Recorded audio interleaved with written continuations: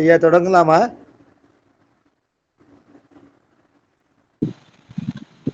ஐயா வந்துப்பா ஐயா, அமுதாவை காணல. சரி, அப்ப நான் தொடங்குறேன், எல்லாரும் கேளுங்க. சரி. சரி. நம பார்வதி பதையே ஹர ஹர மகாதேவா. தென்னாடுடைய சிவனே போற்றி, நாட்டவர்க்கும் இறைவா போற்றி. சித்சபேஷா சிவசிதம்பரம் நம சிவகாமியை ஜெகதம்பிகே. திருச்சிற்றம்பலம். கல்லால் நிழன்மலை வில்லாரருளிய பொல்லாரினை மலர் நல்லார் புனைவரே. பேசும் பொருளுக்கு இலக்கிதமாம் பேச்சிறந்த மாசில் மணியின் மணி வார்த்தை பேசி பெருந்துறையே என்று பிறப்பறுத்தேன் நல்ல மருந்தின் அடி என் மனத்தே வைத்து. திருச்சிற்றம்பலம். பெரியவர்களே, ஆசிரியர் பெருமகனார் அருணந்தி சிவனாருடைய சிவஞான சித்தியார் சுபக்கம் 8வது நூற்பா, அதன்கண் உள்ள 4 அதிகரணங்களிலே 2வது அதிகரணம் மன்னும் அருளால் உணர்த்தி. அதன்கண் நமக்கு காண கிடைக்கின்ற பொருள்களை எல்லாம் பார்த்து கொண்டிருக்கின்றோம். அதனுடைய இறுதி பகுதிக்கு வந்திருக்கின்றோம். உண்மை ஞானம் என்பது ஒருவன் தன்னுடைய சிவபுண்ணியத்தின் விளைவாக ஒரு சர்க்குருநாதனை பெற்று அவன் திருவடிக்கீழ் அடங்கி இருக்கின்ற நிலையிலே அவனால் உபதேசிக்கப்படுகின்றான். அப்பொழுது அது கேட்டல், சிந்தித்தல், தெளிதல், நிட்டை கொடுதல் என்ற 4ஆக படிப்படியாக ஒன்றன் பின் ஒன்றாக உண்மை ஞானம் நிகழ்கின்றது. இதுல இறுதி நிலையாகின்ற நிட்டை கூடுதல் நிகழ்ந்து விட்டால் அந்த நிட்டை கூடிய ஞானியர் பெருமக்கள் உடம்பிலே உயிர் வாழ்கின்ற காலத்திலேயே முக்தி பெற்றவர்களாக கருதப்படுகின்றார்கள் என்பதனால அவர்களுக்கு ஜீவன் முக்தர்கள் என்று பெயர். சித்தாந்தத்தே ஜீவன் முக்தி சித்தித்தலால் சித்தாந்தத்தே நிற்போர் முக்தி சித்தித்தவர் என்று இந்த கருத்தினை திருமந்திரம் கூறுகின்றது. அவ்வாறு ஞான நிட்டை கைகூடி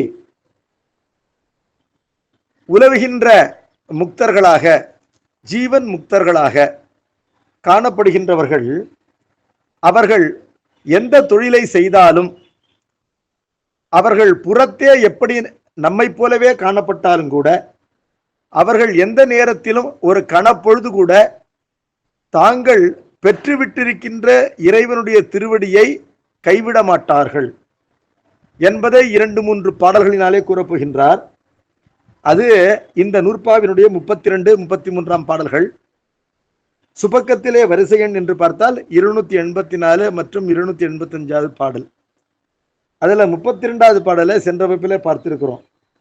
ஞான நிட்டை உடையவர்களுக்கு உலகியல் நோக்கத்திலே, அதாவது லௌகிக திருஷ்டியில, from the view point of the world, நன்மை இல்லை, தீமை இல்லை, இலக்கு இல்லை, நாடுவது ஒன்று இல்லை, உலகியல் ஒழுக்கம் இல்லை, உலகியல் தவம் இல்லை, சீலம் இல்லை, தவம் இல்லை, விரதங்கள் இல்லை, ஆசிரம தர்மங்கள் இல்லை, ஆசிரம தர்மங்களுக்கு உரிய கிரியைகள் செயல் இல்லை, கடவுளை சிந்திப்பதற்கென்று ஒரு தியானமும் இல்லை. என்ன காரணம்னா அவர்கள் உள்ளம் கடவுளிடத்திலே கரைந்து போயிருக்கின்ற காரணத்தினாலே கடவுள் சிந்தனைக்கு உரியவனாக ஆக மாட்டான். தியானம் இல்லை, சித்தத்திலே மலம் இல்லை. அவர்களுக்கு சமய ஆச்சாரம் என்று சொல்லப்படுகின்ற சிவவேட பொலிவு என்றெல்லாம் சொல்கின்றோம் அல்லவா, அதை போல ஒரு கோலம் இல்லை என்று சொன்னார். இதனை நாம் சாக்கிய நாயனார் புராணத்திலே பார்க்கின்றோம். சிவவேட பொலிவு இல்லாமலேயே அவர் சிவஞானியராக இருந்தார். எந்நிலையில் நின்றாலும் எக்கோலம் கொண்டாலும் மன்னிய சீர் சங்கரன்றால் மறவாமை பொருள் என்று அந்த நிலையை பெரிய புராணம் விளக்குகின்றது. ஆகவே உண்மையிலே கோலம் இல்லை, புலன் இல்லை என்றால் நுகர்ச்சி இல்லை, கரணம் இல்லை, நுகர்ச்சிக்கு உரிய கரணங்களும் இல்லை, கருவிகள் இல்லை, குணமில்லை, பிரகிருதியின் முக்குணங்கள் இல்லை, குறி இல்லை என்றால் இலக்கு இல்லை, குலமும் இல்லை என்றால் எந்த குலத்தில் பிறந்திருந்தாலும் ஞானியருக்கு குலத்தினுடைய அடையாளத்தை பேணுதல் என்பதில் குறிக்கோள் இல்லை என்பதுதான் குலம் இல்லை என்று கூறுகின்றார். குலங்கொடுத்து கோள் நீக்க வல்லான் தன்னை என்ற அப்பெருமானுடைய தாண்டகம் இதனை கூறும். சிவபுண்ணிய மிகுதியினாலே நல்ல குலத்திலே ஒரு உயிரினை பிறக்கச் செய்வான் இறைவன். ஆனால் பிறந்த அந்த உயிர் தான் பிறந்த உயர் குலத்திற்குரிய இருமாப்பு இல்லாமல் எளியவனாகவே இருக்கும். அதான் குலங்கொடுத்து கோள் நீக்குதல் என்று சொல்லப்பட்டது. அதுதான் இங்கு குலம் இல்லை என்று கூறப்படுகின்றது. அவர்கள் பார்ப்பதற்கு எப்படி இருப்பார்கள் என்று கேட்டால், அவர்கள் செய்கின்ற செயல்களை பார்த்தால் எதிலும் குறியில்லாத குழந்தைகளைப் போல் காணப்படுவார்கள், பித்து பிடித்தவர்களைப் போல் காணப்படுவார்கள், கள் உண்டவர்களைப் போல் காணப்படுவார்கள், பிற உயிர்களை பற்றி கொண்டு இன்பத்தை நுகர விழைகின்ற பிசாசுகள் போல் காணப்படுவார்கள். அதாவது நம்மை போல் காணப்பட மாட்டார்கள் என்பது பொருள். அவர்கள் இயல்பாகவே ஆடுதலும் பாடுதலும் செய்வார்கள் என்று இவ்வாறு அவர் இலக்கணமானது சென்ற வகுப்பிலே நமக்கு விளக்கப்பட்டது. அதனைத் தொடர்ந்து அவர்கள் உலகத்திலே எந்த தொழிலை செய்தாலும் இறைவன் திருவடியில் இருந்து விலக மாட்டார்கள் என்பதை இன்னொரு பாடலிலே வலியுறுத்துகின்றார். 33வது பாடல். தேசம் இடம் காலம் திக்கு ஆசனங்கள் இன்றி செய்வதொன்று போல் செய்யா செயலதனை செய்து அங்கு ஊசல்படும் மனம் இன்றி உலாவல் நிற்றல் உறக்கம் உணர்வு உண்டி பட்டினி இருத்தல் கிடத்தல் மாசதனில் தூய்மையினில் வறுமை வாழ்வில் வருத்தத்தில் திருத்தத்தில் மைதுனத்தில் சினத்தில் ஆசையினில் வெறுப்பில் இவை அல்லாதும் எல்லாம் அடைந்தாலும் ஞானிகள்தாம் அரணடியை அகலார். ஒரு குருநாதனை பெற்று அவன் மூலம் நிட்டை கைகூடி ஜீவன் முக்தரானவர்கள், அவர்களை நாம் தனித்து பிரித்து காணும் பொழுது நம்மை போலவே உலகிலே ஈடுபடுவராக அறிந்தாலும் உண்மையில் அவர்கள் உலகச் சேற்றினாலே அழுக்கப்பட மாட்டார்கள் என்பதை தெள்ள தெளிவாக உறுதியாக இந்த பாடல் உரைக்கின்றது. எப்படின்னா, தேசம் இடம் காலம் திக்கு ஆசனங்கள் இன்றி என்று சொன்னால் இதற்குரிய நியமங்கள் இல்லாமல். என்ன காரணம்னா, ஒரு பயில்வோன் இறைவனை தியானம் செய்ய பயில்கின்ற ஒருவன் ஒரு கூட்டத்திலே இருந்து தியானத்திற்கு பயிலக்கூடாது என்று வேதாதி நூல்கள் கூறுகின்றன. விவிக்த தேசேச்ச சுகாசனஸ்தா சுச்சி சமக்ரீவ சிரசரீரஹ அத்தியாசிரமஸ்த சகலேந்திரியாணி நிருத்திய பக்தியா ஸ்வகுரும் பிரணம்யா ஹிருத்புண்டரீகம் விரஜம் விசுத்தம் விசிந்திய மத்தியே விஷதம் விஷோகம் அச்சிந்தியம் அவ்யக்தம் அனந்தரூபம் சிவம் பிரசாந்தம் அமிர்தம் பிரம்மயோனிம் தியாத்வா முனிர் கச்சதி பூதயோனிம் சமஸ்த சாட்சியம் தமசப் பரஸ்தாத் என்ற அதர்வண வேதத்தினுடைய கைவல்ய உபனிஷத்து ஒரு சாதகன் எவ்வாறு இறைவனை போய் சிந்திக்க வேண்டும், தியானிக்க வேண்டும் என்பதை நமக்கு விலாவாரியாக விளக்கமாக கூறுகின்றது. முதலிலே அவன் ஒரு தனியிடத்தை நாட வேண்டும். தனியிடத்தை நாடினால் அங்கு சுகாசனம் என்று சொல்லப்படுகின்ற எளிமையாக பல மணி நேரங்கள் அமரக்கூடிய ஒரு ஆசனத்தில் அமர வேண்டும். ஆசனம் என்றால் சீட், இன்னொரு சீட்டு, உடன் சீட்டு, தர்பாசனம் அப்படிங்கிற பொருள்ல வரல. நம்முடைய உடம்பே நமக்கு ஆசனம், நாம் அமர்கின்ற முறையே நமக்கு ஆசனம், அது நம்மை அமர வைப்பது என்பதனால ஆசனம். நிற்றல் கூட ஒரு ஆசனமாகும். ஒருவனால் மணிக்கணக்காக 2 கால்களிலே நின்று கொண்டிருக்க முடியும் என்றால் அது ஓர் ஆசனம். ஒற்றை காலிலே நிற்க முடியும் என்றால் அது ஓர் ஆசனம். தலைகீழாக நிற்க முடியும் என்றால் அது ஓர் ஆசனம். ஆனால் இந்த ஆசனங்கள் எல்லாம் இறைவனை தியானிப்பதற்கு பரிந்துரைக்கப்படவில்லை. சுகாசனம் என்று ஒரு ஆசனம். ஒருவன் தரையிலே அமர்ந்து கீழே ஒரு விரிப்பினை விரித்து அதன் மேல் அமர்ந்து இடது காலின் மீது வலது காலினை எளிதாக கிடத்தி அவ்வாறு தன் வலது கால் இடது கால் மேல் கிடப்பதை பிறர் காணாவண்ணம் தன்னுடைய அரை ஆடையினாலே செவ்வனே மறைத்து கொண்டு அமர்வது சுகாசனம் என்று சொல்லப்படுகின்றது. இந்த சுகாசனத்திலேயே இடது காலை வலது தொடையின் மீது எதிர்ப்பக்கமாக நீட்டியும் வலது காலை இடது துறையின் மீது எதிர்ப்பக்கமாக நீட்டியும் சுகாசனத்தை மாற்றாமல் செய்தால் அதற்கு வீராசனம் என்று பெயர். இந்த சுகாசனத்திலேயே இன்னொரு வேரியேஷன் பத்மாசனம் என்பது. இந்த மூன்றுமே தியானத்திற்கு எடுக்கப்பட்டிருந்தாலும் கூட இந்த மூன்றிலே உயர்ந்தது சுகாசனம் தான். என்ன காரணம்னா இது எளிதானது, அதிகமான நோவு தராதது, நீண்ட நேரம் அமர்ந்திருக்கக்கூடியது. அந்த சுகாசனத்திலும் அவன் எவ்வாறு அமர வேண்டும் என்று கூறுகின்றது. அமர்ந்திருப்பவனுடைய கழுத்து, இடுப்பு, தலை மூன்றும் ஒரு நேர்கோட்டில் அமையும் வண்ணம், மூன்றும் 3 புள்ளிகள், இந்த 3 புள்ளிகளும் ஒரே நேர்கோட்டில் அமையும் வண்ணம் நிமிர்ந்து அமர வேண்டும். தலையும் கழுத்தும் இடையும்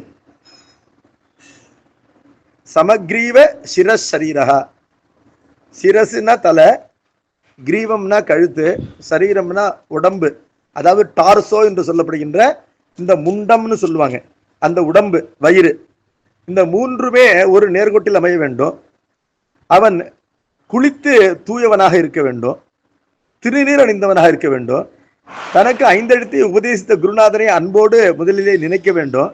பிறகு அந்த 5 எழுத்தின் பொருளாக உமையொரு பாகனாக கரிய கழுத்து கொண்டவனாக இருக்கின்ற சிவபெருமானை, அவருடைய அழகான அந்த திருமுகத்தை தன் உள்ளத்திலே தியானித்து, அவ்வாறு தியானிப்பவன் இந்த தியான பாவனையினால ஆணவ மல இருளை கடந்து செல்கின்றான் என்று உறுதியாக கூறுகின்றது இந்த கைவல்யம் என்ற உபனிஷத்து.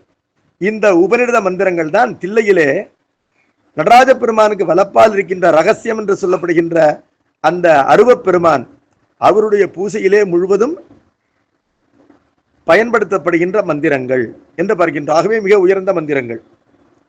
இதுல இறைவனை எவ்வாறு தியானிக்கிறது, அதுக்கு எப்படி ஒரு தனி இடத்துல உட்காரணும். தனி இடத்துல உட்காரணும்னா கரடுமுரடா இருக்கிற இடத்துல உட்கார்ந்தா சுகாசனத்துல நீண்ட நேரம் இருக்க முடியாது.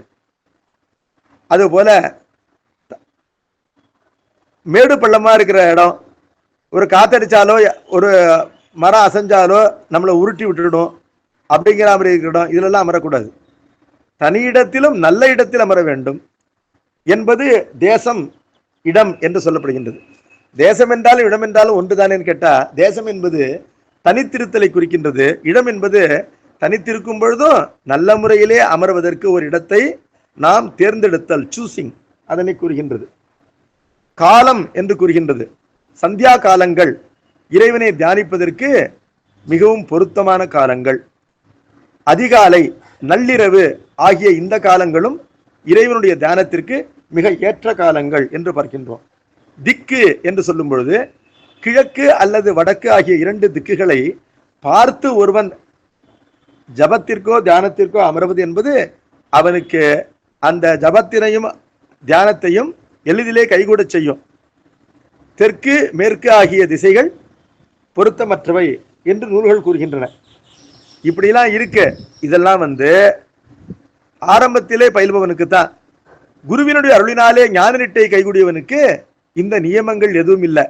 அவன் தெற்கு நோக்கி அமர்ந்தாலோ அவனுக்கு நிட்டை கைகூடிவிடும். அவன் ஒரு கூட்டத்தினிடையிலே இருந்தாலும் அவனுக்கு நிட்டை கைகூடிவிடும். அவன் தலைகீழ தொங்குகின்ற இடத்தில் இருந்தாலும் அவனுக்கு நிட்டை கைகூடிவிடும். அவனுக்கு எந்த நேரமும் நிட்டை கைகூடும். ஆகவே காலம் என்ற அந்த வரையறை இல்லை. அவன் எந்த திசையை நோக்கி இருந்தாலும் அவனுக்கு நிட்டை கைகூடிவிடும். மேற்கை நோக்கி இருந்தாலும் தெற்கை நோக்கி இருந்தாலும் நிட்டை கைகூடிவிடும். அவன் எந்த ஆசனத்தில் இருந்தாலும் அவனுக்கு நிட்டை கைகூடிவிடும் என்பதனால பயிலுகின்ற மாணாக்கனுக்கு சொல்லப்பட்ட எந்த நியமங்களும் ஜீவன் முக்தர்களுக்கு இல்லை என்பதை இந்த பாடல் காட்டுகின்றது. தேசம், இடம், காலம், திக்கு, ஆசனங்கள் இன்றி. ஆசனங்கள் இன்றி என்றால் இவற்றில் இருக்கின்ற கட்டுப்பாடுகள், நியமங்கள், ஓரியன்டேஷன்ஸ், திசை காட்டுதல்கள், வழிகாட்டுதல்கள், பரிந்துரைகள் இவை யாதுமே அவனுக்கு தேவையில்லை. பயனின்றி செய்வதொன்று போல் செய்யா செயறதனை செய்து. எளிதாக செய்கின்ற காரியங்களைப் போல நினைத்திற்கும் அறிய கடினமான காரியங்களை எளிதிலே அவர்கள் செய்வார்கள். கொட்டாவி விடுவதை போல அவர்கள் என்ன செய்வார்கள்? நிட்டை கைகூடி விடுவார்கள். ஒருவன் எழுந்து நடப்பதை போல அவர்கள் அட்டாங்க யோகத்தை பயின்று விடுவார்கள் என்பதனால பொதுவாக நமக்கெல்லாம் எது எளியது? வாயை திறந்தா பேசுறது எளியது, நமக்கு அரட்டை அடிப்பது எளியது, கண்ணை திறந்தால் பார்ப்பது எளியது. அதை போல அவர்களுக்கு அரிய செயல்களே எளிய செயல்களாகிவிடும் என்பது அவருடைய தவ வலிமையை காட்டுகின்றது. செயற்கரிய செய்வார் பெரியர், சிறியர் செயற்கரிய செய்கலாதார் என்பதே பெரியோருக்கும் சிறியோருக்கும் இருக்கின்ற வேறுபாடாக வள்ளுவரும் நமக்கு காட்டுகின்றார். ஆகவே நாமெல்லாம் நமக்கு எளிமையான செயல்களை செய்வதைப் போலவே நம்மால் நினைத்து பார்க்க கூட முடியாத அரிய பெரிய செயல்களை அவர்கள் எளிய செயல்களைப் போல சிரமமின்றி செய்து விடுவார்கள். எப்படி ஆஞ்சநேயர் கடலை தாண்டினார் என்றால் அவர் ஒரு தவ வலிமை கொண்டவர். அவர் இறைவனிடத்திலே மனதை செலுத்தியவராகத்தான் இருக்க வேண்டும், இல்லை என்றால் அவரால் இது முடியாது என்று பார்க்கின்றோம். ஆகவே செய்வதொன்று போல் செய்யா செயலதனை செய்து அங்கு ஊசல்படும் மனம் இன்றி சஞ்சலம் இல்லாத மனத்தோடு இருப்பார்கள். எவ்விடத்திலே அப்படின்னு கேட்டா, நமக்கெல்லாம் ஒரு செயலை செய்யும் பொழுதும் இது நல்லதா கெட்டதா அப்படின்னு ஒரு சஞ்சலம் வருது. நல்லது என்று அறிந்த பிறகும் ஒழுங்கா செய்தோமா செய்யவில்லையா என்று ஒரு சஞ்சலம் வருகின்றது. ஒழுங்காத்தான் செய்தோம் என்று அறிந்த பிறகும் இதனால் பிறருக்கு திருப்தி உண்டாயிற்றா இல்லையா என்ற சஞ்சலம் வருகின்றது. திருப்தி உண்டாயிற்று என்று அறிந்த பிறகும் அதனால் நமக்கு பிரதிபலன் உண்டா இல்லையா என்று ஒரு சஞ்சலம் வருகின்றது. இதெல்லாம் அறியாமையின் காரணம். ஆனால் நம்மை போலவே செயல்களை செய்வதைப் போல் அவர்கள் உலகிலே காணப்படுவார்கள். ஞானிகள் கூட அரசர்களாக இருந்திருக்கிறார்கள். ஜனகர் முதலிய அரசர்களாக ஞானியர் பெருமக்கள் இருந்திருக்கிறார்கள். ஞானியர் பெருமக்கள் கூட எளிதிலே சினம் கொள்கின்றவர்களைப் போல் காணப்பட்டிருக்கின்றார்கள். துர்வாசர் போன்ற முனிவர்கள் ஞானியர் தான், ஆனால் அவர்களுக்கு எளிதிலே சினம் கைகூடும் என்று பார்க்கின்றோம். இதையெல்லாம் பார்க்கும் பொழுது நம்மை போலவே சில செயல்களை செய்கின்றார்கள், நம்மை போலவே சில உணர்ச்சிகளுக்கு ஆட்படுகின்றார்கள் என்பதனால அவர்கள் நம்மை போன்றவர்கள் நினைக்கக்கூடாது. என்ன காரணம்னா, நமக்கு நாம் செய்கின்ற ஒவ்வொரு செயலிலும் மனம் ஊசல் படும். ஆனால் அவர்கள் எத்துணை செயல்களை நம்மை போலவே செய்தாலும் அவர்கள் மனம் ஊசல் படாது என்ற வேறுபாடு, அதனை அறிய வேண்டும். ஊசல் படும் மனம் இன்றி, இந்த ஊசல் படும் மனம் எங்கு இல்லை என்று கேட்கும் பொழுது நம்மை போலவே அவர்கள் செய்கின்ற செயல்கள் அனைத்தையும் அடுக்குகின்றார். நம்மை போலவே அவர்கள் இந்த செயல்களை செய்தாலும் நம்மை போல் அவர்கள் மனம் ஊசல் படுவதில்லை என்று அந்த பாடலுக்கு பொருள் செய்ய வேண்டும். உலாவல், நிற்றல், உறக்கம், உணர்வு, உண்டி, பட்டினி இருத்தல், கிடத்தல் இவற்றையெல்லாம் ஊசல்படும் மனமின்றி செய்வார்கள் என்பது பொருள். உலாவல் அப்படின்னா என்னன்னா, ஓரிடத்திலிருந்து ஓரிடத்திற்கு இங்கும் அங்குமாக அலைந்து கொண்டே இருத்தல். அந்த வெயில் காலத்து நாய் போல ஏண்டா அலைஞ்சுக்கிட்டே இருக்க அப்படின்னு கேட்பாங்க. அதுபோல கருத்தின்றி அலைவதை போல் அவர்கள் காணப்படுவார்கள். ஆனால் கருத்தின்றி நாம் அலைகின்றோமே என்று நாம் கவலைப்படுவோம். ஆனால் அவர்கள் கருத்தின்றி அலைவார்களே தவிர அதற்காக கவலைப்பட மாட்டார்கள் என்பதனால ஊசல் படும் மனம் இன்றி செய்வார்கள். நிற்றல், ஓரிடத்திலேயே நெடுநேரமாக நின்று கொண்டே இருப்பார்கள். நாம் இவ்வாறு நின்று கொண்டிருந்துட்டோம்னா என்ன இவ்வளவு நேரம் வேஸ்ட் பண்ணிட்டோமே என்று நாம் சஞ்சலப்படுவோம். ஆனால் அவர்கள் அந்த ஊசல் படும் மனமின்றி எத்துணை காலம் வேண்டுமானாலும் ஒரு இடத்திலேயே நின்று கொண்டிருப்பார்கள். உறக்கம், உணர்வு, உண்டி, பட்டினி இருத்தல், கிடத்தல் எல்லாம் நம்மை போலவே செய்வார்கள். நம்மை போல் உறங்குவார்கள். நீண்ட நேரம் உறங்கி விட்டோமே என்று சஞ்சலிக்க மாட்டார்கள். நம்மை போல் விழித்திருப்பார்கள். உறங்காமலேயே விழித்திருந்தால் நமக்கு அச்சம் வரும். என்னடா 2 நாளா தூக்கமே வரல அப்படின்னு பயப்படுவோம். எத்துணை நாளாக விழித்திருந்தாலும் ஏன் இவ்வாறு விழித்திருக்கிறோம் என்று அவர்கள் கவலைப்பட மாட்டார்கள் என்பதனால கவலைப்படாதிருத்தல் என்பதுதான் ஞானியருக்கும் அஞ்ஞானியருக்கும் இருக்கின்ற வைட்டலான டிஃபரன்ஸ் என்பதை இந்த பாடல் நமக்கு காட்டுகின்றது. ஊசல் படும் மனமின்றியே அவர்கள் அத்துணையும் செய்கின்றார்கள். உறங்கினால் உறங்கிக் கொண்டிருப்பார்கள், விழித்திருந்தால் விழித்துக் கொண்டிருப்பார்கள். உண்டி, பட்டினி, உணவு கிடைத்தால் நன்றாக உண்பார்கள். உணவு கிடைக்கவில்லை என்றால் அதனை தேடக்கூட மாட்டாது கொலை பட்டினி பல நாட்கள் இருப்பார்கள். பட்டினி இருப்பதனால் ஒரு வருத்தம் கிடையாது, உண்பதனால் ஒரு களிப்போ அதனால் ஏற்படுகின்ற வருத்தமும் கிடையாது. ஏன்னா சில ஞானியரினால நம்மை போல பல மடங்கு உண்ண முடிகின்றது என்பதனை அந்த தொண்டர்கள் கூறுகின்றார்கள். அது ஒரு ஆச்சரியமான செயல். எதை கொடுத்தாலும் சாப்பிட்டுருவாருங்க, அப்படிப்பட்ட சாமியாருங்கிறாங்க. அது எல்லாராலையும் முடியாதே. ஆகவே எவ்வாறு உண்ணாமலே இருக்கின்றார்களோ அதே போல உண்டு கொண்டே இருக்கும் அவர்கள் வல்லவர்கள் என்று பார்க்கின்றோம். என்ன காரணம்னா அவர்களுடைய உள்ளம் என்பது பிரம்ம நிஷ்டையிலே இருப்பதனால உலகம் என்பது உலக இயற்கை என்பது அவர்களை அனுசரிக்கின்றது. நாம அவர்களை உடம்பு என்று பார்க்கின்றோம். அந்த உடம்பினை பிரகிருதி காத்து வருகின்றது என்ற காரணத்தினாலே அந்த உடம்பிற்கு எந்த நோவும் வருவதில்லை. அவர்கள் அந்த உடம்பை தங்கள் உடம்பு என்று கருதினால்தான் நோவே வரும். அவர்கள் தங்கள் உடம்பினை தங்கள் உடம்பு என்று கருதுவதில்லை. அதனை அடுத்த பாடலிலே கூறுவார். உயிர் பற்றின்றி இருப்பார்கள் என்று கூறுவார். அடுத்த பாடலுக்கு அடுத்த பாடல். உயிர் பற்று என்றால் என்ன அப்படின்னா அது அகப்பற்று என்று சொல்லப்படுவது. உயிரானது உடம்பினை பற்றி இருப்பதற்கு தான் உயிர் பற்று என்று பெயர்.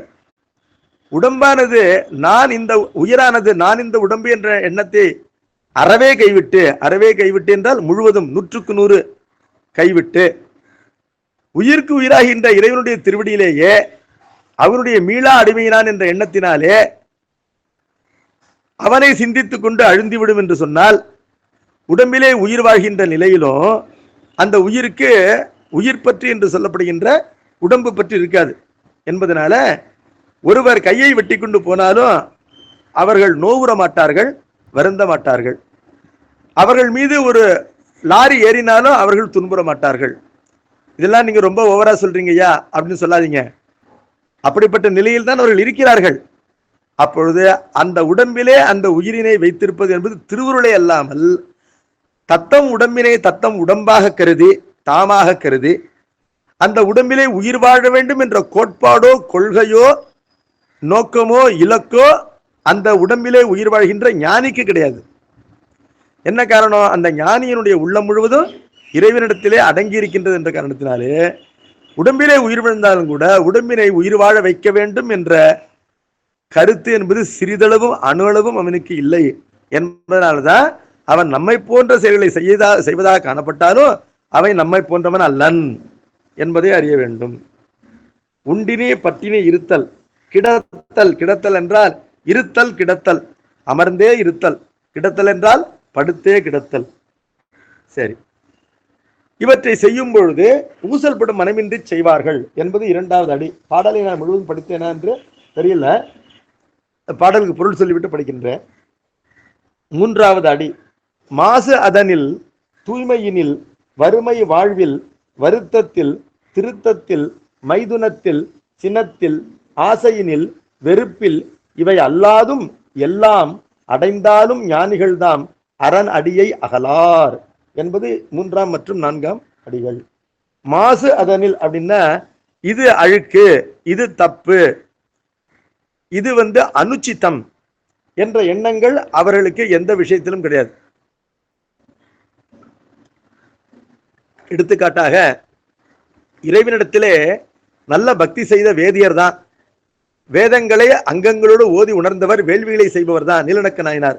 இருந்தாலும் இறைவனை பூசித்துக் கொண்டிருக்கும் பொழுது அன்பு மிகுதியினால பெருமானுடைய திருமேனியிலே ஒரு சிலந்தி விழுந்ததை கண்டு அர்த்த மண்டபத்தில் இருந்த அவருடைய மனைவியார் விதிகளை மீறி கருவறைக்குள் நுழைந்தார்.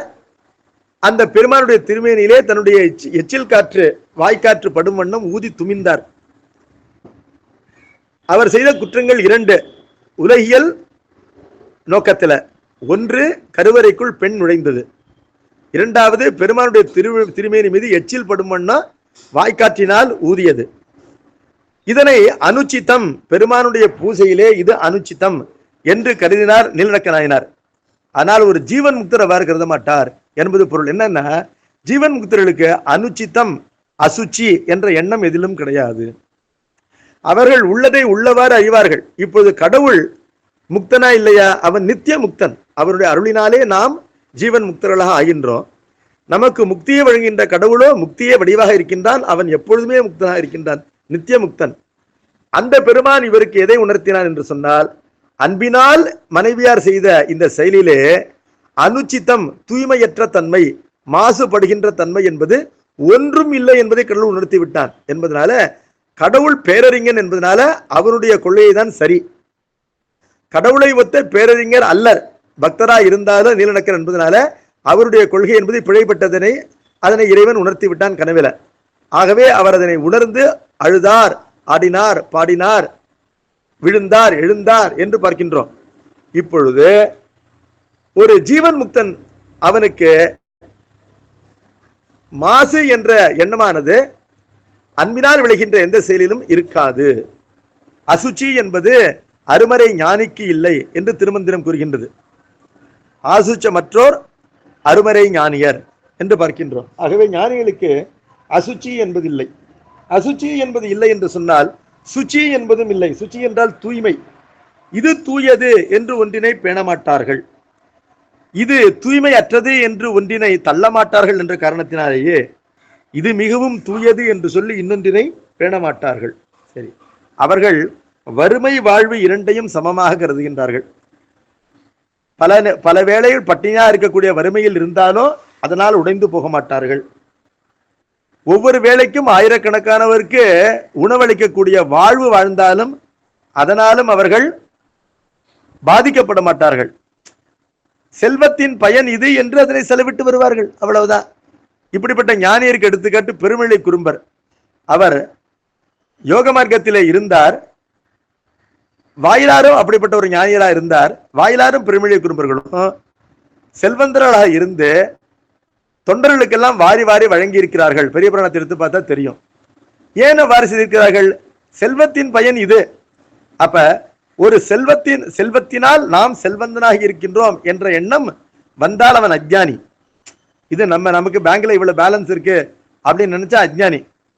ஒரு பொறுப்புணர்வு தான் வரணும். நம்ம பேர்ல பேங்க்ல பணம் இருந்ததுன்னா நமக்கு ஒரு பொறுப்புணர்வு வரணும்.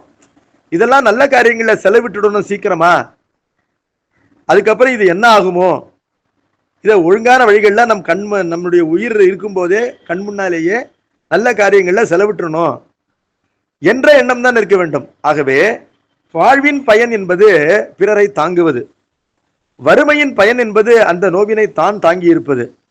இரண்டினாலும் ஒருவன் ஞானியாக இருப்பவன் பாதிக்கப்பட மாட்டான். வறுமையினாலும் பாதிக்கப்பட மாட்டான், வாழ்வினாலும் பாதிக்கப்பட மாட்டான் என்று பார்க்கின்றோம். வருத்தத்தில் திருத்தத்தில் முன் செய்த வினையினாலே ஞானியருக்கும் துன்பம் உண்டாகும். ஞானியருடைய உடம்பிலும் உயிர் வாழ்வது எதுவரையிலும் கேட்டா பிராரப்த வினை நீடிக்கின்ற வரையிலும். அப்ப பிராரப்தம் என்றாலே முகந்து கொள்ளப்பட்டது என்பது பொருள். முகந்து கொள்ளப்பட்ட வினை தன்னுடைய பயனை தந்தே தீரும் என்பதனால அந்த வினையின் பயனாக ஒரு துன்பத்தை உழத்தலுக்கு இந்த சரீரம் ஒரு காரணமாக அமைகின்றது. அப்பொழுது அந்த துன்பத்தை அவர்கள் உழப்பார்கள். ஆனால் அந்த துன்பம் கழிவதற்கு வழிவகை செய்வார்களே அல்லாமல் துன்புறுகின்றோம் என்ற எண்ணமே இல்லாமல் அந்த துன்பத்தை தாங்குவார்கள். கையை வெட்டினால காலை வெட்டினாலும் இது வினைப்பயன் என்று கண்டு கழித்திருப்பார்கள், வலிக்குதே என்று அழமாட்டார்கள் என்பது பொருள். ஆகவே வினையின் பயன் துன்புற்று கழிவதற்கு இடம் தருவார்களே அல்லாமல் அதற்கு தாங்கள் உடைந்து போக மாட்டார்கள் என்பதனால்தான் வருத்தத்திலும் திருத்தத்தில் என்றால் அந்த துன்பம் நீங்கிய வழி கழிப்பார்களோ. சிறைப்பட்ட ஒரு ஞானி சிறையிலிருந்து விடுவித்து விட்டார்கள் என்றால் அவர் மகிழ்வாரான கிடையாது. சிறைப்பட்ட போது அவர் துக்கப்பட்டிருந்தால் தானே சிறையிலிருந்து விடுதலை அடையும் பொழுது மகிழ வேண்டும். ஆகவே சிறைக்கு சென்ற பொழுதும் அவர் சிரமப்படவில்லை. சொல்றார் இல்லையா, கொள்ளேன் புரந்தரன் மாலையன் வாழ்வு குடிகடினும் நள்ளேன் இனது அடியாருளல்லால் நரகம் புகினும் எள்ளேன் திருவருளாலே இருக்க பெறின். திருவருளாலே இருப்போம் என்று சொன்னால் நரகத்திலும் சந்தோஷமாகத்தான் இருப்போம். நரகத்திலும் சந்தோஷமாக இருக்கின்ற காரணத்தினாலே நரகத்திலிருந்து விடுதலை என்று சொன்னால் அதற்காக மகிழப் போவதில்லை என்பது பொருள். ஆகவே வருத்தத்திலும் திருத்தத்திலும் அவர்கள் ஒன்று போல் இருப்பார்கள். மைதுனத்தில் என்று சொல்றார். இப்போ ஒரு ஞானி இல்லறத்தை கடைபிடிக்கின்றார் என்று கொள்வோம். ஞானியர் இல்லறத்தை கடைபிடித்திருக்கின்றார்கள், ஜனகர் முதலியவர்கள். அப்ப அவர்களுக்கு தங்களை மனம் செய்த அந்த பெண்ணுக்கு கடமைப்பட்டிருக்கிறார்கள். அவள் பிள்ளையை விரும்புவாள் என்பதனால அவளுடைய பிள்ளை பெற்றிற்கு இவர்கள் துணை செய்வார்கள், அவளோடு கலந்து இன்புறுவார்கள். ஆனால் அந்த இன்பம் என்பது அந்த மனைவிக்குத்தானே அல்லாமல் இவர்களுடைய மனம் என்பது இறைவனிடத்திலேயே பற்றி இருக்கும். சில நிலைகளிலே நம்பியாரூரர் பறவையாரையும் சங்கிலியாரையும் கடமை உணர்வினால் மணந்தாரே அல்லாமல் பறவையாரையும் சங்கிலியாரையும் அவர் மணந்தும் புணர்ந்தும் பெற்ற இன்பம் என்பது பெருமானுடைய திருவிடை இன்பமே அல்லாமல் அதற்கு புறத்தே தனித்ததொரு இன்பத்தை அவர் நுகர்ந்தார் என்று பெரிய புராணம் கூறவில்லை. பன்னாலும் பயில் யோக பரம்பரையின் விரும்பினார் என்று கூறுகின்றது. அப்படின்னா தென்னாவலூர் மன்னர் தேவர்பிரான் திருவருளால் மின்னாரும் கொடிமருங்குல் பறவையனும் மெல்லியல்தன் பொன்னாரும் முலையோங்கல் புனர்குவடே சார்பாக பன்னாளும் பயில் யோக பரம்பரையின் விரும்பினார். பறவையாரை திருமணம் செய்து கொள்வதற்கு முன்பாகவே எந்த ஒரு சிவயோகத்திலே அவருடைய உள்ளமானது தோய்ந்திருந்ததோ அவ்வண்ணமே பறவையாரை அவர் அணைத்து கொண்டு உறங்கும் பொழுதும் அந்த உள்ளம் அதே சிவயோகத்தில் தோய்ந்திருந்தது என்பதைத்தான் பன்னாளும் பயில் யோக பரம்பரையின் விரும்பினார். அப்ப முன்னிருந்த நிலைமைக்கு இப்ப இருக்கிற நிலைமைக்கு ஒரு சிறு வேறுபாடு நகைச்சுவையாக சேக்கிழார் பெருமாள் ஒரு கவிஞர், கவிஞர்களுக்கு குறும்பு உண்டு. அந்த குறும்பின் வெளிப்பாடாக என்ன சொல்றாருன்னா, ஒரு யோகி என்பன் மலை உச்சியில் தான் தவம் செய்வான். இவர் தென்னாவலூர் மன்னர், ஒரே வயக்காட்டா இருக்கிற திருநாவலூர்ல பிறந்தவர். இவர் மலைக்கு எங்க போவாரு? அதனால அந்த பறவையினுடைய முலையாகின்ற பொன்னாரும் ஓங்கல் பொன்மயமான மலை மீது இருந்து இந்த தவத்தை செய்தார். ஆனால் அவர் செய்தது தவமே அல்லாமல் அவமன்று. என்ன காரணம்? அவர் தன்னை ஆட்கொண்ட சில நாட்களிலேயே திருத்துறையூர் பெருமானிடத்திலே புலனொன்றும் படித்தவத்தில் புரிந்த நெறி கொடுத்துள்ள பெற்ற தவநெறியை கைவர பெற்றவர் என்று பார்க்கின்றோம். என்பதனால யோகியர்கள் தங்கள் உலகியல் கடமை நிமித்தமாக மனைவியை கூடி பிள்ளையினை பெற்றாலும் கூட அதிலும் அவர்கள் மனம் என்பது விகாரப்படாமல் இறைவன் திருவடியிலேயே இருக்கும் என்று பார்க்கின்றோம். சரி, ஒரு சிலருக்கு கோபம் நிறைய வருதையா அப்படின்னா, அவர்கள் சினம் என்பது உலகினை செம்மைப்படுத்தும். அவர்களுக்கு சினம் வராவிட்டால் தான் உலகிற்கு துன்பம் என்பதனால கடவுளே தான் கோபித்துக் கொள்வதற்கு பதிலாக அவர்களை தன்னுடைய ஏஜென்ஸா வச்சிருக்கிறார், துர்வாசர் போன்றவர்களை. இப்ப சண்டேச நாயனாருக்கு கோபம் வந்தது. சண்டி என்பதே கோபக்காரன் என்பதுதான் பொருள். அதுபோல சிவனேசரும் அந்த சிவநெறியில் நிற்காதவர்களை பரசமயத்தாரை கண்டு சினப்பார் என்று பார்க்கின்றோம். அதுபோல கோட்புலி நாயனாருக்கு சிவதர்மத்தை அழித்த காரணத்தினாலே சினம் வந்தது. வாய்மையும் கருணையும் தயவும் தூய்மையும் தவமும் வடிவாகின்ற அப்பூதடிகள் தன்னுடைய குருநாதரை ஒருவர் நிந்தித்த பொழுது அவருக்கு கோபம் வந்தது என்பதனால சிவஞானியருக்கும் கோபம் வரும். ஆனால் அந்த கோபம் பசும்பால் அடுப்புல பொங்குது, பொங்கின உடனேயே அது தணிந்து விடுது. அதை தணிப்பதற்கு எந்த ஒரு புறச்செயலும் வேண்டாம். அதுபோல ஞானியருடைய கோபம் என்பது தோன்றிய உடனேயே அடங்கிவிடும். நமக்கெல்லாம் கருவி கொண்டே இருப்போம். அன்னைக்கு இவன் நம்ம இப்படி செஞ்சா இல்லையா, இன்னைக்கு தான் அவனுக்கு நம்ம கரெக்டா பதில் தர முடியும் என்று நம் கோபம் நம்மை ஆட்கொள்ளும். அவ்வாறு கோபத்தினால் ஆட்கொள்ளப்பட மாட்டார்கள் ஞானியர் என்று பார்க்கின்றோம்.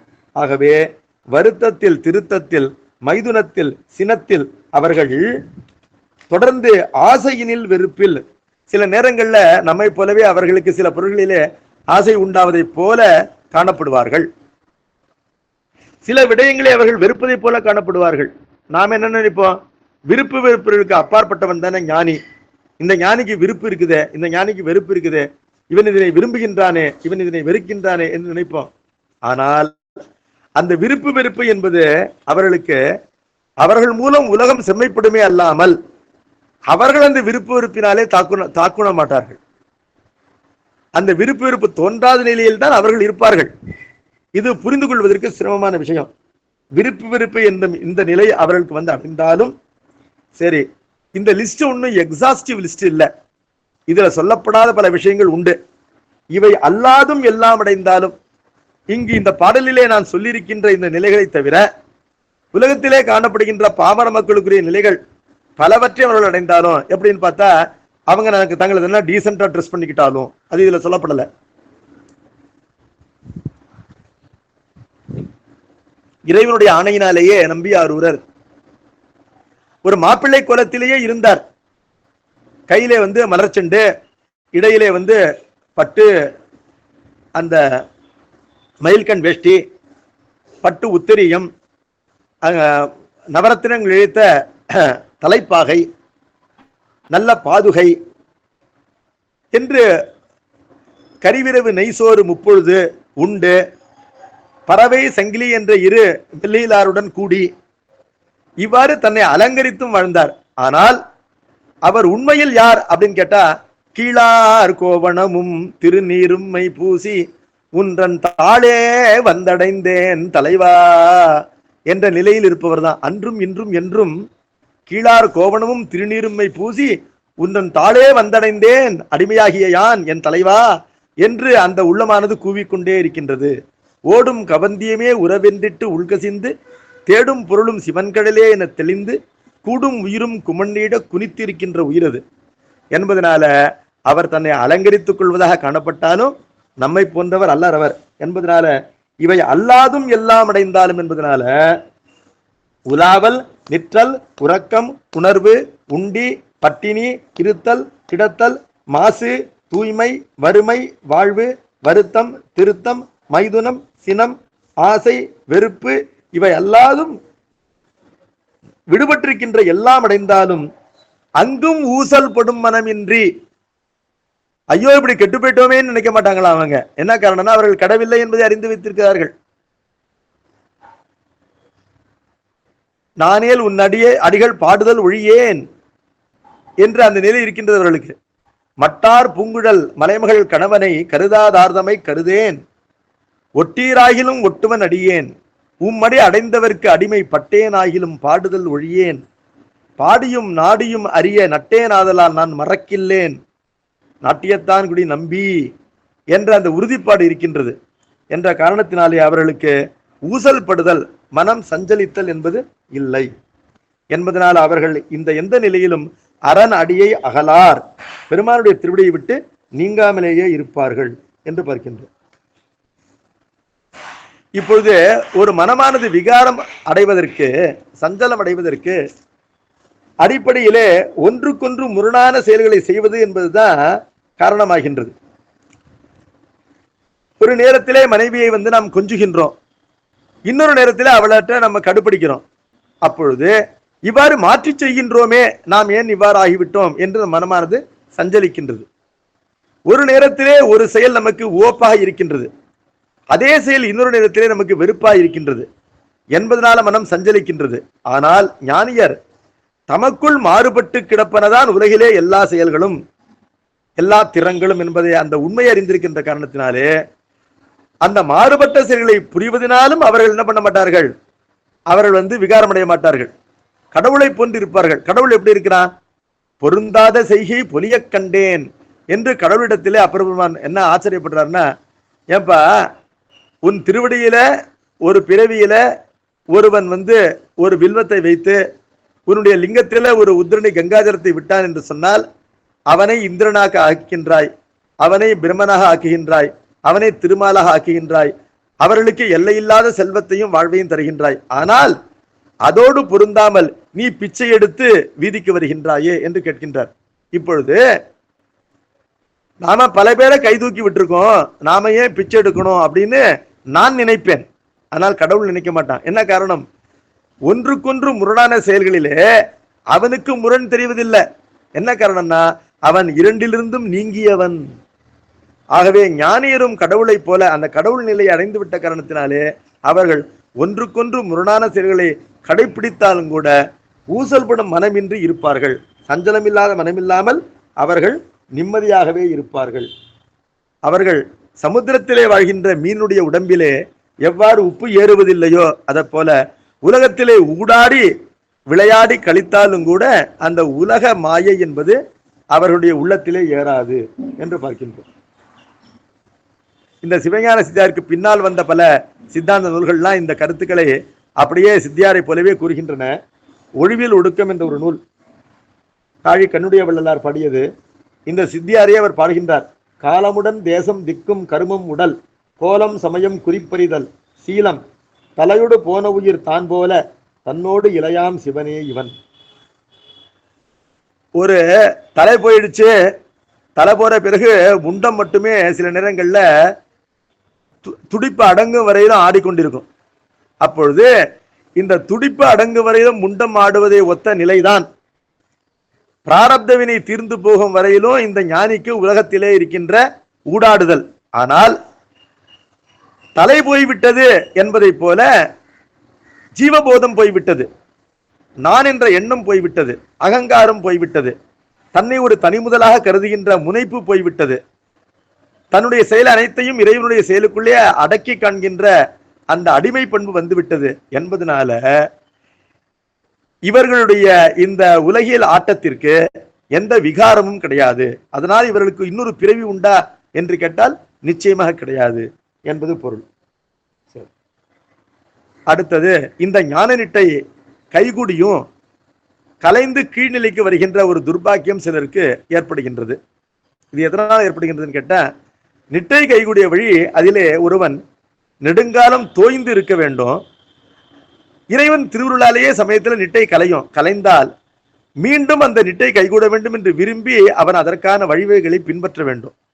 அது எந்த வழிவகைகளை பின்பற்ற வேண்டும் என்பதனை 34வது பாடல் நமக்கு காட்டுகின்றது. அந்த பாடலை படிக்கின்றேன். 33வது பாடலை நான் படித்தேனான்னு தெரியல, அதை ஒரு முறை படித்து விட்டு இந்த 34வது பாடலை படிக்கிறேன். 33வது பாடல்.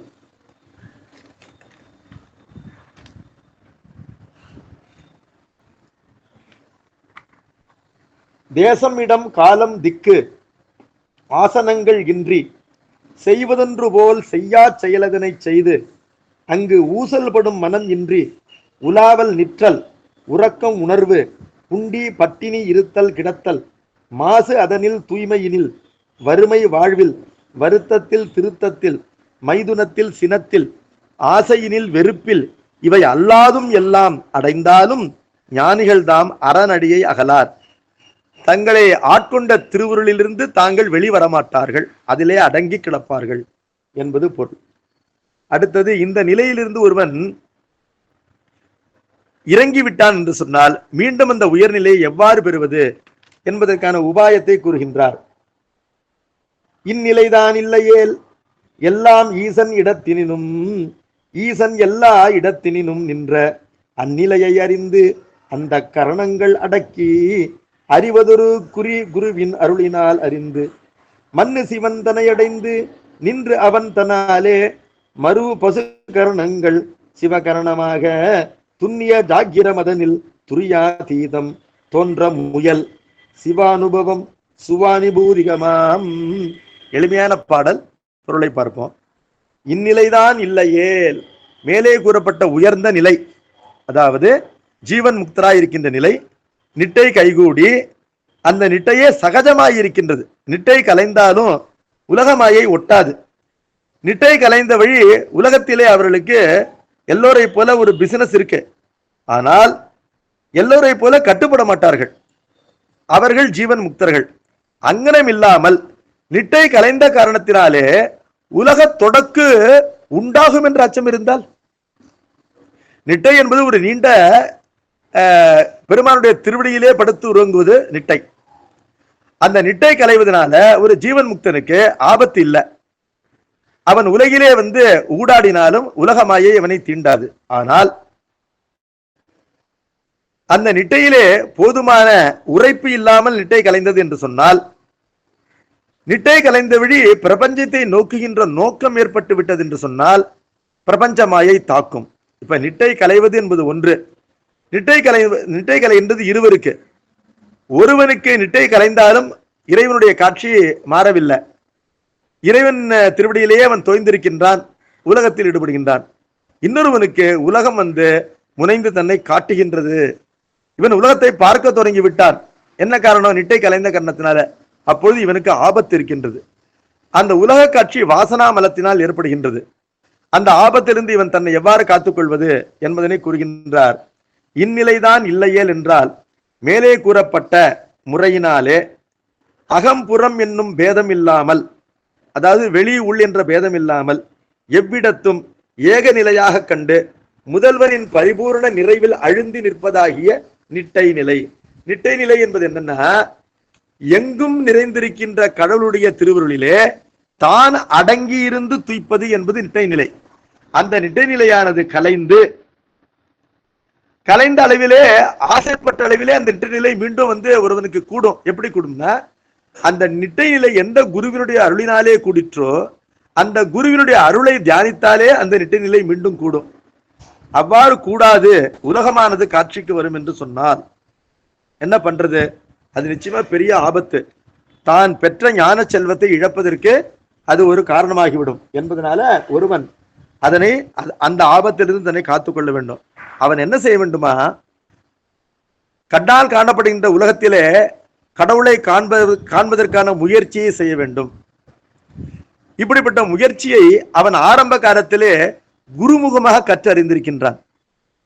காண்கின்ற ஒவ்வொரு பொருளிடத்திலும் கடவுளை காண்பதற்கான பயிற்சியையும், கடவுளிடத்திலே உலகம் அனைத்தும் ஒடுங்க காண்பதாகின்ற பயிற்சியும், இரண்டு பயிற்சியை அவன் குருமுகமாக அறிந்து வைத்திருக்கின்றான். கண்ணை திறந்து ஒரு பொருளை பார்க்கின்றோம் என்றால் அந்த பொருளுக்குள் மான்மழு ஏந்திய, தலையிலே கங்கை தரித்த, இளம் பிறையை தரித்த, உபய பாகத்திலே கொண்டிருக்கின்ற பெருமானுடைய திருமேனியை காண வேண்டும். அந்த திருக்கோயிலுக்கு போய் பெருமானுடைய லிங்க திருமேனியோ அர்த்தநாரீஸ்வரையோ நடராஜ பெருமானையோ தரிசனம் பண்ணும் பொழுது படைக்கப்பட்ட அனைத்து உலகங்களும் அந்த பெருமானுடைய திருவடியிலே ஒடுங்கி இருப்பதை காண வேண்டும். இதற்கென்று ஒரு தியான பயிற்சியானது குருமுகமாக இவன் பெற்றிருக்கின்றான். அந்த பயிற்சியினை இப்பொழுது செய்ய வேண்டும். ஈசன் எல்லா இடத்தினிலும் எல்லாம் ஈசனிடத்திலும் நின்ற அந்நிலையை அறிந்து பயில வேண்டும். அப்பிரபஞ்சத்தை காணும் பொழுதே முதல்வன் பிரபஞ்ச பரப்பெங்கிலும் வெளிப்பட்டு இருப்பதையும், பிரபஞ்சம் என்பது முழுவதுமாக முதல்வனுக்குள்ளே அடங்கி இருப்பதையும் அவன் முன்னரே பயின்ற பயிற்சியை மீண்டும் பயின்று இப்பொழுது தெளிவாக காண வேண்டும். அவ்வாறு காணும் பொழுது அந்த கரணங்களை அடக்க வேண்டும். புறத்தே ஒரு காட்சியை காண்பதற்கு அந்த கரணம் முளைத்தால் ஒழிய அந்த காட்சி நிகழாது. அப்பொழுது புறத்தே ஒரு காட்சி நிகழ்வதற்கு காரணம் மனம், புத்தி, சித்தம், அகங்காரம் இந்த நான்கும் அடங்கி இருந்த நான்கும் துளிர் விடுவதுதான் என்பதனால அவற்றை என்ன பண்ண வேண்டும்? அவற்றை அடக்க வேண்டும். சரி, இப்பொழுது இறைவன் அண்டத்தில் இருப்பதை நாம் அறிகின்றோம். எப்படி அறிகின்றோம் அப்படின்னு கேட்டா, கண்ணால் பார்க்கின்ற ஒவ்வொரு பொருளிலும் கடவுள் இருப்பதையும், கடவுளிடத்திலே ஒட்டுமொத்தமாக உலகம் அடங்குவதையும் ஒருவன் காண்பது என்பது அண்டத்திலே கடவுளை காண்பதாகும். அந்த கரணங்களை அடக்கி நமக்கு முன்னர் குருநாதன் உபதேசித்திருக்கின்றான். ஐந்தெழுத்தின் பொருளாக நீ கடவுளை இவ்வாறு தியானிப்பாயாக என்று ஆரம்ப காலத்தில், அதெல்லாம் முதல் கிளாஸ் எல்லாம் ஆயிடுச்சு. அந்த எல்கேஜி,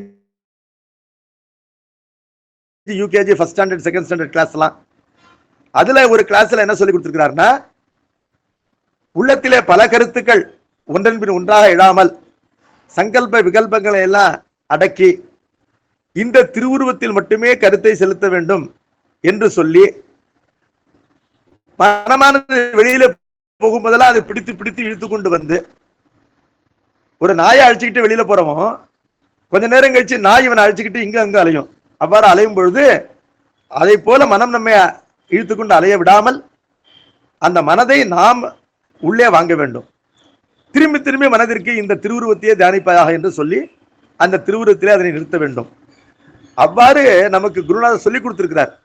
அதனை இதோடு சேர்த்து செய்ய வேண்டும்.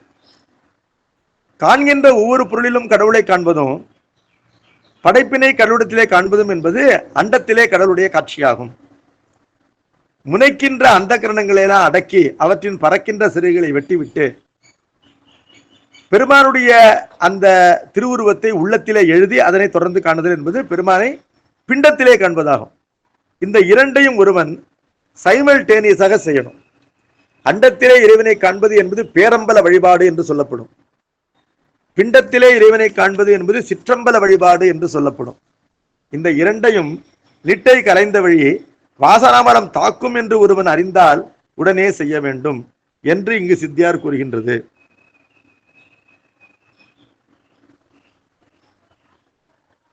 இந்த இரண்டு வழிபாடுகளினாலும் அவன் தனாலே என்றால் அவருடைய அருளினாலே, பெருமானுடைய அருளினாலே. ஏன்னா வழிபாட்டிற்கு என்ன பலன் என்று கேட்டால், வழிபாட்டினால் இறைவன் மகிழ்கின்றான், அவருடைய அருள் விளைகின்றது என்பதனால பெருமானை இவ்வாறு அகத்தும் புறத்தும் அண்டத்திலும் பிண்டத்திலும் வழிபடுகின்ற காரணத்தினாலே, பெருமானுடைய அருளினாலே மண்ணு சிவன் தனையடைந்து என்றால் நிலை பெற்ற பெருமானுடைய அந்த இயல்பினை தான் மீண்டும் அறிந்து அடைந்து தான் இழந்த சிவத்தன்மையை மீண்டும் இவன் உறுதியாக பெறுகின்றான். அவ்வாறு பெறும்பொழுது காட்சி எவ்வாறு அமைகின்றதுன்னு கேட்டா, மருவு பசுகரணங்கள் சிவகரணங்களாக அப்படின்னார். இப்பொழுது ஒரு உலக காட்சி நமக்கு கிட்டுகின்றதுன்னு சொன்னா அந்த காட்சி நம்மிடத்திலே அமைந்திருக்கின்ற பசு கரணத்தினால் தான் கிட்டும். பசு கரணம்னா பசுவிற்கு பாசம் அமைத்து கொடுத்த கரணத்திற்கு பசு கரணம் என்று பெயர். ஆனால் பசு கரணத்தினாலே உலக காட்சி நிகழும் பொழுது அது வாசனாமலத்தின் விளைவல்லவா, நாம் இதனால் அழிந்து போவோமே என்று அஞ்சிய ஒருவன் அண்டத்திலும் பிண்டத்திலும் இறைவனை காண்பதாகின்ற அந்த வழிபாட்டினை குருமுகமாக அறிந்து செய்யும் பொழுது இறைவன் அருளினாலே பசுகரணம் சிவகரணமாக மாறும். நல்லா கவனிக்கணும், இறைவன் அருளினாலே இது மாறும், தானாக மாற்றுவதில்லை. சிவசங்கராந்தவாதிகள் என்பவர்கள் பசுகரணங்களை தவத்தினாலே நாம் சிவகரணங்களாக மாற்றிக்கொண்டு சிவனுடைய காட்சியை பெறலாம் என்று கூறுகின்றார்கள். அதனை சிவஞான போத ஆசிரியரும் மறுக்கின்றார்.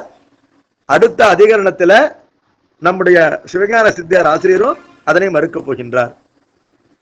சிவசங்கராந்தவாதம் என்பது என்ன கூறுகின்றது? நம் உடம்பிலே அமைந்திருக்கின்ற பசுகரணங்கள் இருக்கின்றனவே, இவற்றையே தவத்தினால் கூர்மைப்படுத்தி இந்த கரணங்களையே சிவனை காண்கின்ற கரணங்களாக மாற்றிக்கொள்ளலாம் என்று கூறுகின்றார்கள். அது முடியவே முடியாது. நீ உன்னுடைய எவ்வளவு தவம் செய்து இந்த பசுகரணங்களுக்கு எவ்வளவு வலிமையை உண்டாக்கி கொண்டே போனாலும் கூட அதனால காணப்படுவது பாசமே அல்லாமல் சிவம் காணப்படாது என்பதுதான் முடிவு சித்தாந்தம். பசுகரணத்தை கொண்டு சிவனை காண முடியாது. அது எவ்வளவு நுண்ணியதாக, தூய்மையானதாக, வாலிதாக, உயர்ந்ததாக, ஆற்றல் மிக்கதாக தவத்தினால் செம்மைப்படுத்தப்பட்டாலும் அந்த கரணங்களால் பாசம்தான் நுண்ணிதாக காணப்படுமே அல்லாமல் சிவம் காணப்படாது. இப்பொழுது காணும் கரணங்கள் எல்லாம் பேரின்பம் என பேணும்படியார் பிறப்பகல காணும் பெரியான் என்று பசுகரணங்களே சிவகரணங்களாக மாறும் என்ற கருத்தும் திருமுறைகளிலே சொல்லப்பட்டிருக்கின்றதே, அது சரியான்னு கேட்டால் அது சரிதான். பசுகரணங்கள் இறைவன் அருளினாலே சிவகரணங்களாக மாறி சிவனுடைய காட்சி ஏற்படுமே அல்லாமல் நாம் நம்முடைய தவத்தினாலே பசுகரணங்களை சிவகரணங்களாக மாற்றி அந்த காட்சியை பெறுவோம் என்பது இல்லை என்பதுதான் வேறுபாடு என்று பார்க்கின்றோம். இந்த பாடலிலே சொல்லப்படுவது என்னன்னா, இறைவனுடைய அருளினாலே பசுகரணங்கள் சிவகரணங்களாக ஆகும், அவன் தனாலே என்று சொல்லப்பட்டிருக்கின்றது. அந்த பெருமானுடைய அருளினாலே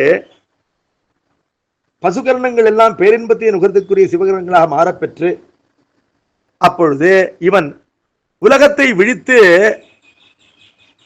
செயல்படுத்துகின்ற நிலையிலே இவனுடைய அவத்தைக்கு சகல ஜாகிரம் என்று பெயர். சகலம் என்றால் படைப்பு நிலை, ஜாகிரம் என்பது விழிப்பு நிலை. இப்பொழுது நான் உங்களுக்கு பாடம் எடுத்துக் கொண்டிருக்கின்றேன், நீங்கள்லாம் ஆன்லைன்ல கேட்டுக்கொண்டிருக்கிறீர்கள்.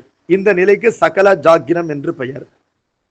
நாம் படைக்கப்பட்ட தனுக்கரண புவன போகங்களை செம்மையாக பயன்படுத்தி கொண்டு விழிப்பு நிலையிலே இந்த செயலினை செய்கின்றோம். இந்த அனுபவம் என்பதுதான் சகல ஜாகிர அனுபவம். இந்த சகல ஜாகிர அவத்தையிலேயே நிட்டை கலையாது பெருமானுடைய திருவடியிலே தோய்ந்திருக்கின்ற உயிராற்றலை பொருந்தியவர்கள், உயிரினுடைய அறிவு இச்சை செயல்கள் பெருமானுடைய திருவுருளிலே அடங்கி நிட்டை கைகூடப்பட்டிருப்பவர்கள், அவர் அடைகின்ற அந்த அவத்தைக்கு நின்மல துரியாதீதம் என்று பெயர். அதனை சுத்த அவத்தை என்றும் சொல்வார்கள், நின்மல அவத்தை என்று சொல்வார்கள். நின்மல அவத்தையில அது 5வது அவத்தை, நின்மல துரியாதீதம். இப்பொழுது நிட்டை கலையாத ஒரு ஞானி நின்மல துரியாதீதத்திலே எந்த ஒரு இறைவனுடைய திருவுருளை கண்டு தூக்கின்றானோ அந்த திருவுருளிலிருந்து பிரிப்பின்றி உலகிலே விழித்து கொண்டாலும் இந்த அண்டத்திலும் பிண்டத்திலும் இறைவனுடைய வழிபாட்டை குருமுகமாக செம்மையாக செய்து தன்னை தற்காத்து கொண்டிருக்கின்ற இவன் சகல ஜாகிர அவத்தையிலேயே நிட்டை கலையாத வழி கைகூடுகின்ற நின்மல துரியாதீத அவத்தையினை பெற்று விடுவான் என்ற உறுதியினை இந்த சித்தியார் நமக்கு தருகின்றது. ஒரு சிறந்த கேரண்டி இது என்று பார்க்கின்றோம். துண்ணிய ஜாகிர மதனில் என்றால் கருவிகளோடு தொழிற்பட்டு நிற்பதாகிய சகல ஜாகிர அவத்தையிலே, துண்ணிய என்றால் பொருந்திய, அங்கு ஒரு சொல்லச்சம் இருக்கின்றது. மாயா காரியமாகின்ற கருவிகளோடு பொருந்திய, அப்ப கருவிகளோடு பொருந்தி தொழிற்பட்டு இருப்பதனால்தான் சகல ஜாகிரம்னு பேரு. ஆனால் பெருமானுடைய திருவுருளினால அந்த மாயா காரியமாகின்ற கருவிகள் எல்லாம் சிவகரணங்களாக மாறிவிட்டன. இது எப்படியா அப்படின்னு கேட்டா, கடவுள் தானே மாயையை கொண்டே உலகத்தை படைத்தான். இப்பொழுது கடவுளுடைய அருளினாலே தான் மாயையே படைக்கப்பட்டிருக்கின்றது. மாயை என்று சொன்னால் மாயா காரியங்கள் படைக்கப்பட்டிருக்கின்றன. மாயை தானே உலகமாகி விடவில்லை. மண் என்பது தானாவே சட்டையாயிடுமா? மண் என்பது தானே பானையாகி விடுமா? ஓடாகி விடுமா? பொம்மையாகி விடுமா? இல்ல, மண்ணினால் தான் எல்லாம் ஆகியிருக்கின்றது என்று சொன்னாலும் கூட மண்ணை ஒரு குயவன் தான் அவ்வாறு செய்ய வேண்டும். இப்பொழுது ஒரு குயவன் இருக்கின்றான், அவன் மண்ணினை மண் சட்டியாக, மண் கலயமாக, ஒரு மண் பானையாக, மண் ஓடாக, மண் பொம்மையாக செய்திருக்கின்றான். அந்த குயவனுக்கு மண்ணை பொன்னாக செய்கின்ற ஆற்றல் அந்த குயவனுக்கு மட்டும் உண்டு. அந்த குயவன் தான் கடவுள் என்பதனால அவன் முதலிலே எந்த சட்டியையும் பொம்மையும் பானையும் மண்ணால் செய்தானோ, பொன்னை கொண்டு செய்ய வேண்டியவற்றை பொன்னை கொண்டு செய்யணுங்கிற தேவையில்லை, மண்ணையே பொன்னாக செய்யக்கூடிய என்பதனால மண்ணினால் செய்யப்பட்டவற்றை எல்லாம் பொன்னினால் செய்யப்பட்டவற்றை போல அவன் ஆக்கி விடுவான். அவ்வாறு ஆக்கப்பெற்றவைதான் பசுகரணங்கள் சிவகரணங்களாக மாறியவை என்று பார்க்கின்றோம். என்பதனால சகல ஜாகர அவத்தையிலேயே கரணங்கள் சிவகரணங்களாக மாறிய ஒரே காரணத்தினாலே இவர்கள் இட்டை கலைந்திருந்தாலும் கூட நின்மல துரியாதீதத்தை நுகர்வார்கள் என்று கூறுகின்றார். இதுதான் அவர்கள் மீண்டும் அந்த இழந்த உயர்ந்த நிலை சிவத்தன்மையை எய்துகின்ற வழி. அப்பொழுது அந்த சிவத்தன்மையை நிட்டை கலைந்த காரணத்தினாலே இழந்திருப்போம் என்று சொன்னால், குருநாதன் நமக்கு பயிற்றுவித்த அந்த பயிற்சியின் அடிப்படையில பிண்டத்திலும் அண்டத்திலும் பெருமானை வழிபட்டு நம்முடைய சகல ஜாகர அவத்தையிலே பெருமான் படைத்து கொடுத்திருக்கின்ற மாயா கருவிகளே சுத்த அவத்தையிலே பெருமானை நுகர்தற்குரிய சிவ கருவிகளாக, சிவகரணங்களாக பெருமானுடைய அருளினாலே அவை மாறவும் அந்த நிலை வந்து எய்தும். அப்பொழுது சிவானுபவம் சுவானுபூதிகம் ஆகும் என்று கூறுகின்றார். சிவானுபவம் என்றால் சிவனுடைய அருள் அனுபவம். கற்கண்டின் சுவை என்பது சிவானுபவம். சுவானுபவம் என்பது கற்கண்டினை நாம் சுவைத்து உணர்வது. கற்கண்டின் சுவை என்பது கற்கண்டை நாம் நாவிலே வைத்து மெல்லாவிட்டாலும் அதற்குரிய சுவை. ஆனால் அந்த கற்கண்டினை நாம் வாயிலே அதுக்கி நம் உமிழ்நூரோடு கலந்து அது நம்முடைய தொண்டை வழியாக தொப்புள் வரையில் சென்று ஒரு இன்பத்தை அடைகின்றோமே, அது சுவானுபூதிகம். அப்பொழுது சிவானுபவம் என்பது தன் அனுபவமாக ஆகும், சுவானுபூதிகம் ஆகும். எப்பொழுது ஆகும் என்று கேட்டால், நிட்டை கலைந்தவனுக்கும் அவன் அண்டத்திலும் பிண்டத்திலும் இறைவனை முறையாக வழிபட்டான் என்று சொன்னால், அந்த இழந்த சுவானுபவம் சிவானுபவம் என்பது இவனுக்கு சுவானுபூதிகமாகும் என்றால் இவன் கைவசப்படும், இவனுடைய அனுபவமாக அது ஆகும், இவனுடைய சொந்த அனுபவமாக இன்ப நிலையாக அது ஆகும். அதற்கான காரணம் பசுகரணங்கள் இறைவன் அருளினாலே சிவகரணங்களாக மாறி அமைகின்றன என்பதுதான் இந்த சகல ஜாகர அவத்தை என்பது நிர்மல துரியாதித அவத்தையாக மாறி அமைகின்றது என்பதன் பொருள். இதைத்தான் சகலத்திலே ஜாகிரத்தை புரிந்தவர், அதீதத்தை புரிந்தவர் என்று அந்த பெருமக்களை பற்றி கூறுகின்றோம். மெய்கண்டார் போன்ற பெருமக்களை பற்றி கூறும்போது சகலத்திலே ஜாகிரத்தை புரிந்தவர் என்று கூறுகின்றோம். அப்படிப்பட்ட நிலையானது இவனுக்கு வந்து கிடைக்கின்றான். ஆகவே நிட்டை கலைந்த வழி ஒருவன் தொடர்ந்து வழிபாட்டினை செய்தான் என்று சொன்னால் அவன் அதனால் வந்து ஒரு பேராபத்திலிருந்து தப்பிக்கின்றான் என்பது பொருள். ஞான நிட்டையிலே உறுதிப்பட்டு நிற்கின்ற அந்த ஞானியருடைய பெருமையை தொடர்ந்து 35வது பாட்டுல சொல்றார். ஜாகிரத்தே அதீதத்தை புரிந்தவர்கள் உலகில் சர்வசங்க நிவிருத்தி வந்த தபோதனர்கள். இவர்கள் பாக்கியத்தை பகர்வது என் இம்மையிலே உயிரின் பற்றறுத்து பரத்தை அடை பராபு சிவர் அன்றோ ஆக்குமுடி கவித்த அரசாண்டு அவர்கள் அறிவையரோடு அனுபவித்தங்கிருந்திருந்தும் அகப்பற்று அற்று இருப்பர். நோக்கி இது புரியாதோர் புறப்பற்று அற்றாலும் நுழைவர் பிறப்பினின் வினைகள் நுங்கிடாவே. என்ன பொருள்னா, இந்த ஜாகிரத்திலே அதீதத்தை புரிந்தவர்கள், சென்ற பாடலிலே கூறப்பட்ட அந்த பெருமக்கள் உலகத்திலே எல்லா விதமான உலகத் தொடக்கோடும் நிவிருத்தி பெற்றவர்கள். சங்கம் என்றால் தொடக்கு. அவர்கள் எதிலும் தொடக்குண்ணாதவர்கள். அவர்கள் எத்துணை செயல் செய்தாலும் எதிலும் மாட்டிக்க மாட்டாங்க என்பது பொருள். சர்வ சங்க நிவிருத்தி என்றால் ஒரு சிறு பெரு எந்த ஒரு பொருளிலும் அவர் போய் சிக்க மாட்டார்கள். அவர்கள் எதிலும் சிக்காத தன்மை கொண்டவர்களாக இருப்பார்கள். அதற்குரிய தவத்தை செய்தவர்கள். இவருடைய பாக்கியம் என்றால் இவருடைய ஒரு லக்கு. அதை என்ன சொல்றது? இம்மையிலே உயிரின் பற்றறுத்து உடம்பிலே உயிர் வாழ்கின்ற நிலையிலேயே நமக்கெல்லாம் உடம்பில் இருக்கின்ற பற்று என்பது கடைசி வரை நீங்கவே மாட்டேங்குது. அது இன்னொரு உடம்புக்குள்ளே புகுந்து கொண்டு அந்த உடம்பிலே பற்று ஏற்படும் வரையிலும் இது நீங்க மாட்டேங்கிறது. ஆகவே அதனால்தான் நம்ம வந்து இறந்து போனவர்களுக்கெல்லாம் காரியங்கள்லாம் பண்றோம், அந்த உடல் பற்றவர்களுக்கு நீங்க வேண்டும் என்பதற்காக. ஆனால் இவர்கள் உடம்பிலே உயிர் வாழ்கின்ற நிலையிலேயே உடம்பிலே பற்றறுக்கின்ற நிலையை பெற்று விட்டார்கள். அடிச்சாலும் உதைச்சாலும் அந்த கருப்பங்குச்சிய ஆலையில போட்டு பிதுக்குவதை போல துன்பத்தை செய்தாலும் இவர்கள் வருந்த மாட்டார்கள். அப்பர் பெருமானை போல் நிலைகலங்காது இருப்பார்கள். அதற்கு காரணம் உயிரின் பற்றறுத்தார்கள். அந்த அகப்பற்றினை இவர்கள் அறுத்து விட்டார்கள். ஆனால் ஏனையோர் புறப்பற்றினை மட்டும்தான் அறுத்திருக்கின்றார்கள். இந்த அகப்பற்றினை அறுத்திருக்கின்ற இந்த பெரியவர்கள் உண்மையிலே பராவு சிவர் அன்றோ. கடவுளை நம்ம நேர்ல பார்த்து அவரை தொட்டு வழிபட முடியாது. அவன் எங்கேயோ இருக்கின்றான். பரமசிவன், பரமானந்த பழங்கடல். அவன் அருவம் உருவம் அருவுருமாகின்ற 3 உடம்புகளையும் கடந்தவன். அப்படிப்பட்டவன் அவனை வழிபட வேண்டும் என்றால் இவர்களை வழிபட்டால் போதும். இவர்கள் வழிபடத்தக்க இறைவர்கள் என்று கூறுகின்றார். பராவ சிவர் என்றால் கடவுளையே நாம் இவர்கள் வடிவத்திலே வழிபடலாம். ஞானியர் வடிவத்திலே கடவுளையே நாம் சாட்சாத்தாக வழிபடுகின்றோம். இவர்கள் நவரத்தன முடியினை கவித்து கொண்டு ஜனகன் போல அரசாட்சி செய்தாலும், பெண்களோடு இன்புற்று வாழ்ந்தாலும், நான் இந்த உடம்பு என்ற எண்ணம் இல்லாமல் அகப்பற்று அற்று இருப்பார்கள். ஆனால் இதனை அறிந்து கொள்ளாமல் திருவண்ணாமலையில ரமண மகர்ஷிகள் கோவணத்தோட இருந்தாங்கிறதுனால பலரும் அந்த காலத்துல ஆடைகளை களைந்து கோவணத்தை மட்டும் தரித்துக் கொண்டு வாழ்ந்தார்களாம். அதனால கோவணத்தை தரித்தவர்கள் எல்லாரும் ரமண மகர்ஷிகள் ஆகிவிட மாட்டார்கள். அதே போல இவர்களை பார்த்து கொண்டு இருப்பவர்கள் புறத்தே துறவு கொண்டாலும் புறப்பற்று அறுத்தாலும் அவர்களுக்கு நாம் இந்த உடம்பு என்ற அகப்பற்று அறாது. இவருடைய நிலையை அடையாத வரையிலும் என்பதனால அவர்களுக்கு வினைகள் பெருகி கொண்டே இருக்குமே தவிர பிறவி நீங்காது. ஆகவே அகப்பற்று அறுக்கப்படாத வரையிலும் வினைகள் தொடர்ந்து செய்யப்படும், பிறவி தொடரும். அப்போது புறப்பற்று நீங்கினால் மட்டும் போதாது, அகப்பற்று நீங்குதல் என்பது ஞானியருக்கு மட்டும்தான் கைகூடும் என்று அவருடைய பெருமையினை இந்த பாடலிலே சொல்லியிருக்கிறார். இந்த பாடலை நான் சுருக்கமா சொல்லியிருக்கிறேன். இதனுடைய விளக்கத்தை வருகின்ற வகுப்பில பார்ப்போம். நம பார்வதி பதையே ஹரஹர மகாதேவா சபேசா சிதம்பரம் திருச்சிற்றம்பலம்.